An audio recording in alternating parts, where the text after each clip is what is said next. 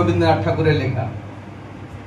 মা গো, আমায় ছুটি দিতে বল, সকাল থেকে পড়েছি যে মেলা, এখন আমি তোমার ঘরে বসে করব শুধু পড়া পড়া খেলা।